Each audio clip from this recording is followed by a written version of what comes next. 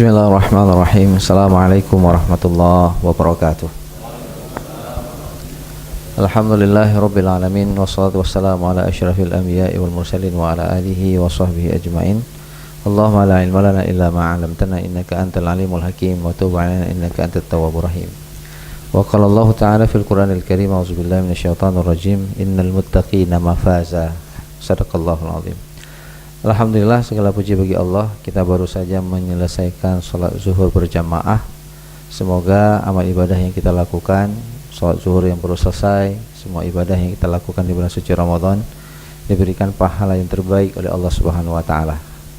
Amin ya rabbal alamin. Salawat dan salam kita sajikan ke pangkuan junjungan kita baginda Nabi besar Muhammad sallallahu alaihi wasallam. Bapak Ibu yang dirahmati Allah, memang sangat nikmat duduk di dalam mushola ini. Dingin, apalagi sudah bekerja ya, sambil beriktikaf, memejamkan mata, masya Allah, nikmatnya itu indah sekali. Tidak ada masalah Pak yang ingin melanjutkan, karena dapat dua pahala. Pahala pertama adalah pahala tidur, yang kedua pahala berada di majelis taklim. Jadi dapat dua pahala. Kalau orang yang nggak tidur, dapat pahalanya pahala taklim saja, tak dapat pahala tidurnya. Bapak Ibu yang dimuliakan oleh Allah Subhanahu wa taala, judul kita hari ini adalah Ramadan dan peningkatan pendapatan. Saya mau tanya, emang nambah uang kita di bulan puasa ini? THR mau masuk sebentar lagi kan? Dengar-dengar tanggal 24 THR.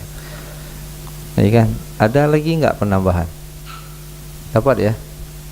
Buktinya apa?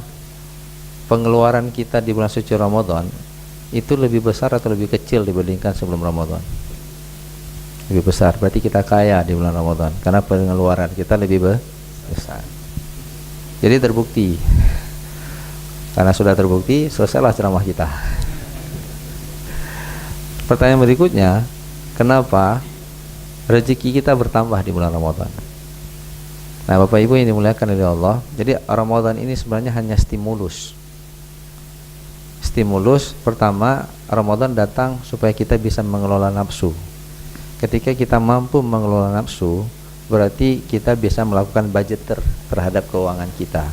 Kita tidak akan membeli sesuatu yang kita tidak butuhkan, ataupun mengambil sesuatu yang itu diharamkan oleh Allah Subhanahu wa taala. Kenapa?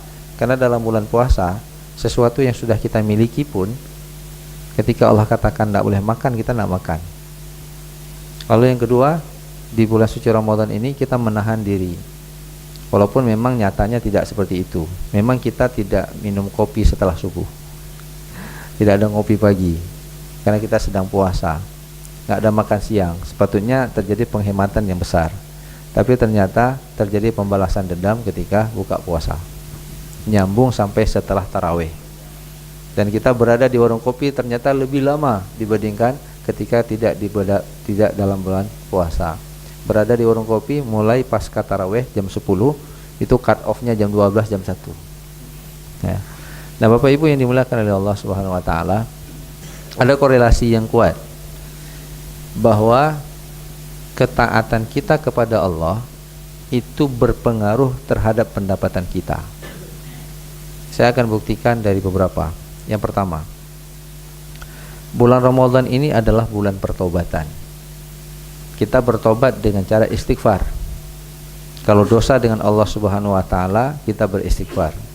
Ketika dosa kita diampuni oleh Allah, maka ruang pahala kita lebih banyak dibandingkan dosa kita.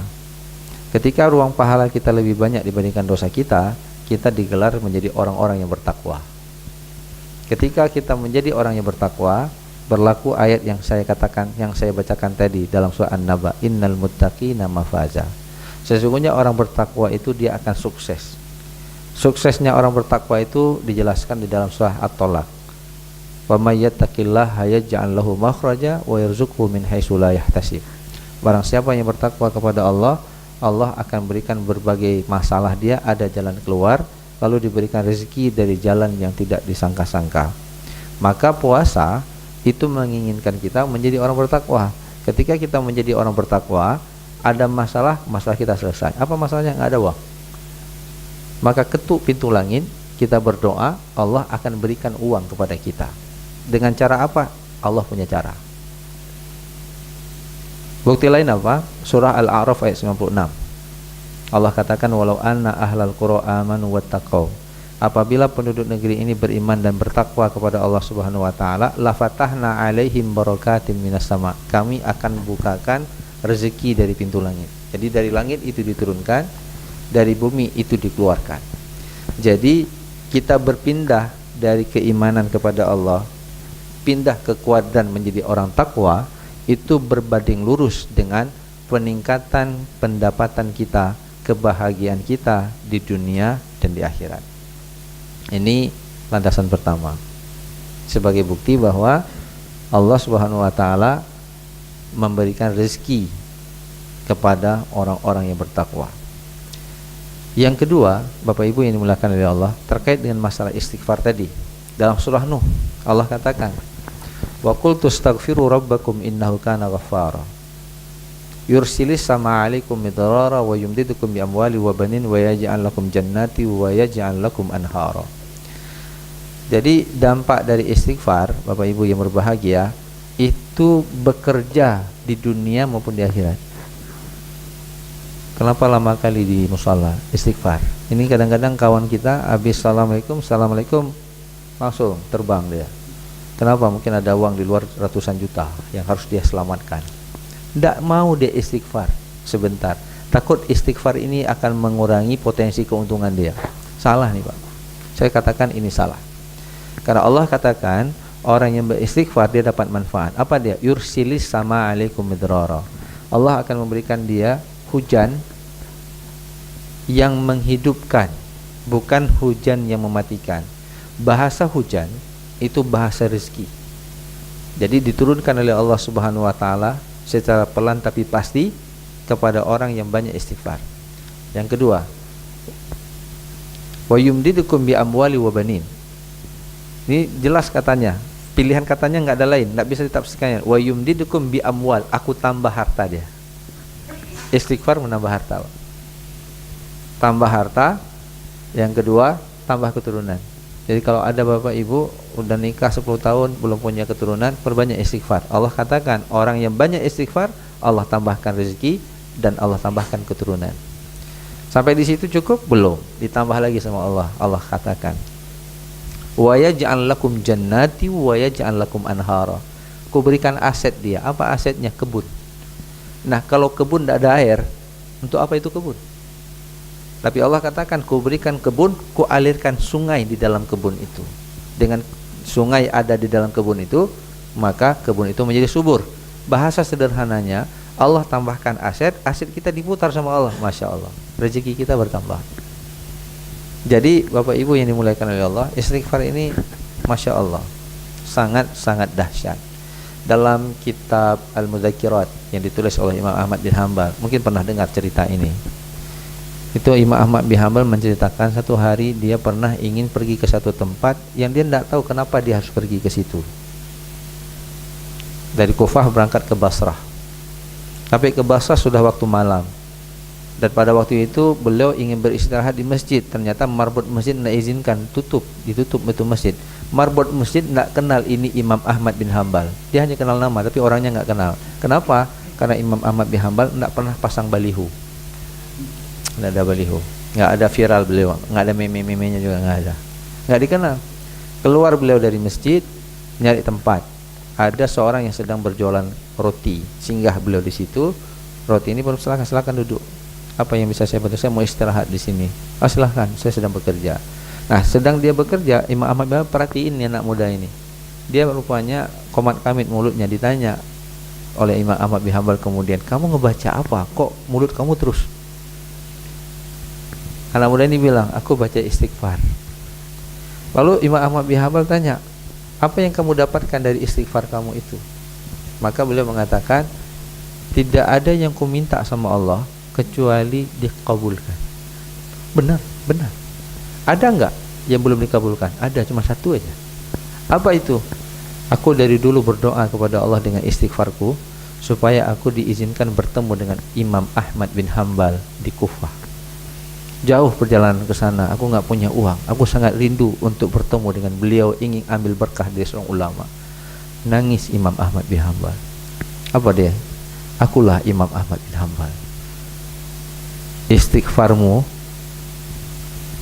menggerakkan Allah untuk menggerakkan diriku supaya aku mendatangimu. Masya Allah. Dunia didatangkan. Ada kisah juga saya pernah dengar di YouTube. Wallahu alam benar ataupun tidak, tapi cerita ini bisa kita ambil ibrah sama dengan cerita Imam Ahmad bin Hanbal. Kalau Imam Ahmad bin Hanbal ini adalah kitab Al-Muzakirat. Ada dokter Hisham namanya, pakar bedah tulang belakang.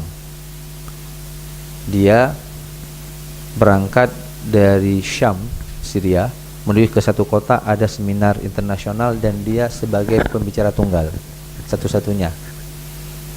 Nah, ketika dia berangkat ternyata pesawatnya rusak. Turun di sebuah terminal non komersial. Lalu kemudian dia mengatakan ke pramugari, saya harus berangkat segera. Ada nggak pesawat berikutnya? Tidak ada. Kalau bapak mau berangkat ke sana, ada kendaraan. Kami carikan rental mobil, dicarikan rental mobil, ada mobil. Berangkatlah mobil ini. Perjalanannya 5 jam.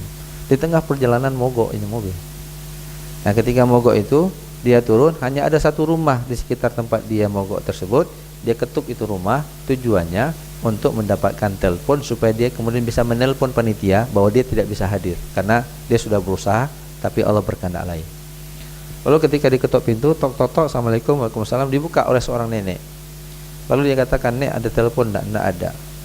Kami orang miskin, tidak ada punya apa-apa. Kalau kamu mau istirahat, silahkan masuk ke rumah saya, biar saya buatkan teh dan berikan roti. Nah, dibuatkan teh, diberikan roti, duduklah dia. Dr. Hisham ini dalam rumah tersebut. Nenek ini kembali setelah dia memberikan pelayanan kepada Dr. Hisham, dia duduk balik di kursinya. Lalu kemudian dia qomat kamit. Qomat kamit ini istighfar, Pak. Ditanya, apa yang kau baca? Istighfar. Nah, sedang mereka berbicara, Imam Ahmad, Dr. Hisham ini ngelihat di samping nenek ini ada seorang anak, umurnya 6 tahun, 7 tahun lah, SD. Dia tertidur, tidak pernah bangun-bangun sejak sampai beliau, nggak gerak-gerak, tidak gerak-gerak. Lalu kemudian Dr. Syam ini kan bingung, nanya, kenapa si anak itu tidak bangun-bangun? Biasanya kan kalau anak-anak itu kan lari-lari dia. Yang nggak lari-lari orang tua. Kenapa? Asam urat, kolesterol. Nah, itu udah nggak usah lari-lari. Agak berat kawan. Nah, ini dia tidur. Lalu nenek ini menceritakan dia adalah anak yatim. Bapak mamanya sudah meninggal dunia. Bapaknya itu adalah anakku. Dia sudah meninggal dunia, ibunya meninggal dunia. Dia kena penyakit, terjepit saraf di belakang tulangnya. Aku sudah tanya sama orang kampung di sini, mereka bilang satu-satunya yang bisa menyembuhkan itu adalah Dr. Hisham, dan dia ada di Syam. Aku nggak punya uang, maka aku beristighfar, berdoa sama Allah. Nangis Dr. Hisham. Allah gagalkan penerbangannya, Allah mogokkan mobilnya supaya dia datang ke rumah tersebut. Masya Allah, istighfar. Nah, di bulan suci Ramadan ini kita kan banyak istighfar. Semua kalau di sini alhamdulillah lah ya, pengajiannya, ceramahnya sudah rutin habis zuhur. Tapi di dinas-dinas lain mana ada? Waktu itu kejut badan dia waktu Ramadan saja kan. Mengingatkan orang kemudian istighfar. Nah, istighfar ini mendatangkan uang, mendatangkan rezeki, mendatangkan dunia dan mendapatkan akhirat. Ini yang kedua. Yang ketiga, Bapak Ibu yang dimuliakan oleh Allah Subhanahu wa taala, sedekah, Pak. Bapak pasti banyak sedekah bulan puasa ini kan? Dibandingkan bulan sebelumnya kan? Kenapa? Karena pahala sedekah Allah katakan mana qasat min sadaqatin faliyazdad, tidak akan pernah berkurang harta yang sedekahkan, dia akan bertambah. Dulu kita jarang-jarang bersedekah, sekarang ya 10.000 kita masuk. Itu juga akan menstimulus harta kita. Jadi Bapak Ibu yang dimuliakan oleh Allah Subhanahu wa taala, semakin banyak sedekah yang kita berikan, maka semakin banyak rezeki yang kita dapatkan. Dan ternyata memang uang sedekah kita masukin ke celeng enggak banyak. Cuman karena momentumnya bulan suci Ramadan, ini Allah bagi door prize, bagi bonus. Sholat sendirian itu dianggap 27. Kalau yang salat berjamaah dikali lagi. Sedekah pahalanya di luar Ramadan 10. Ya, di dalam bulan suci Ramadan itu dikali 1000. Maka kalau kita masukkan 10.000 dikalikan 1000, kira-kira berapa ya? 1 juta ya. 10 juta. Nah, coba kalau Bapak keluarkan 1 juta, berapa kalau dikali 1000? Berani? Nah, itu masalahnya nggak berani. Teori aja kita teori. Makanya nanti kalau kita lihat orang-orang munafik ketika meninggal dunia, dia minta laula akhartani ila ajalin qarib, ya Allah, kalau boleh tunda mati kami, fa asaddaqu wa aku minas salihin. Kalau aku ditunda, dikembalikan lagi ke bumi, maka dua pekerjaan yang aku lakukan. Yang pertama apa? Aku bersedekah. Baru kemudian aku menjadi orang-orang yang soleh. Sedekah. Nah, di dalam bulan suci Ramadan kita keluarkan zakat fitrah. Banyak saudara-saudara kita keluarkan zakat mal. Itu semuanya akan mendatangkan rezeki baru. Jadi semakin kita dekat sama Allah, rezeki kita semakin bertambah. Nah, yang terakhir, yang keempat ya, untuk membuktikan bahwa Ramadan itu bisa meningkatkan pendapatan kita. Kan pendapatan ya, saya nggak hafal ayatnya. Di dalam surah Al-Kahfi itu kisah Nabi Khidir. Jadi Nabi Khidir itu pertama kan ngebocorin kapal, yang kedua ngebunuh anak, yang ketiga ada dinding yang sudah mereng dibangunkan oleh beliau. Nah, yang ketiga ini yang ingin saya ceritakan. Kenapa dinding itu dibangunkan oleh Nabi Khidir? Yang itu kemudian membuat dia berpisah dengan Nabi Musa alaihissalam, karena Nabi Musa terus nanya-nanya aja. Apa Nabi Khidir? Bahwa rumah ini milik kedua orang tua, yang orang tuanya itu soleh. Jadi di bulan suci Ramadan kita akan melakukan kebajikan, sholat taraweh, zikir, subuh kita udah bangun, ini kita duduk di sini mendengarkan tausiah, kita dalami ayat-ayat suci Al-Quran, maka kesolehan kita bertambah. Tapi ketika kesolehan kita bertambah, ini rezeki kita bukan hanya untuk kita, sampai cucu kita. Jadi anak ini diselamatkan rumahnya oleh Nabi Khidir karena orang tuanya soleh. Jadi kesolehan orang tua berpengaruh kepada masa depan anak. Maka ada seorang Said bin Musayyab, dia bilang sama anaknya, wahai anakku, ku tambahkan sholat sunatku dan tahajudku supaya Allah menyelamatkan masa depanmu. Jadi kalau kita ingin menyelamatkan masa depan anak, Pak, bukan kita tinggalin uang banyak, Pak. Habis kita tinggalin uang banyak, rumah ada kita kasih, mobil kita kasih, mati kita, berkelahi mereka ngerebut. Tapi yang kita tinggalkan adalah perbaiki kesolehan kita kepada Allah. Maka ketika kita meninggal, kebaikan kita ini akan menjaga anak kita daripada maksiat. Rezeki dia akan diberikan karena kebaikan orang tuanya. Maka Syekh Musa mengatakan, landasannya apa? Ayat ini. Wa kana abuhuma salihah. Bapak kedua mereka, ibu dan bapak itu adalah orang-orang soleh. Nah, Bapak Ibu yang dimuliakan oleh Allah, puasa itu menyebabkan kita soleh kan? Tidak ada sekarang bapak yang berani fitnah-fitnah kan? Jangan fitnah. Macam-macam bro. Nyotnya dengan puasa. Ada malam juga.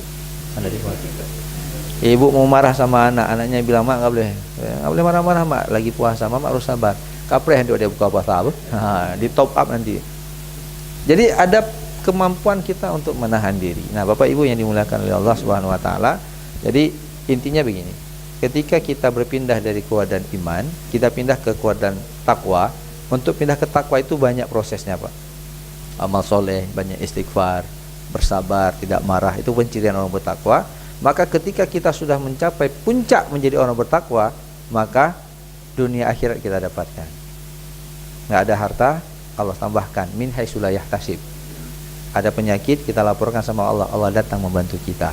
Maka Allah katakan, innal muttaqina mafaza. Sesungguhnya orang bertakwalah orang yang sukses. Bapak Ibu yang dimuliakan oleh Allah Subhanahu wa taala, mungkin hanya ini yang bisa saya sampaikan. Cuman berhati-hati, Pak, berhati-hati. Kemarin sebelum Ramadan kita ada jelaskan, ada yang menyebabkan amal soleh kita tidak diterima. Hati-hati dengan harta haram. Jangan sampai kemudian ibadah kita, sujud kita, tarawih kita, qiyamul lail kita, kata Rasulullah, capek aja berdiri. Habis waktu sepanjang malam capek kita berdiri. Ya, puasa kita hanya capek kita nahan lapar dan dahak, tidak dapat apa-apa dikarenakan ada sesuatu yang haram yang kita belum bertobat. Mudah-mudahan Allah Subhanahu wa taala tidak mengharamkan pahalanya. Mudah-mudahan kesalehan kita terus bertambah, kita bisa menjadi orang bertakwa, dan mudah-mudahan dengan ketakwaan itu Allah memudahkan semua urusan kita di dunia dan di akhirat. Adanallahu wa iyyakum ajmain. Assalamualaikum warahmatullahi wabarakatuh.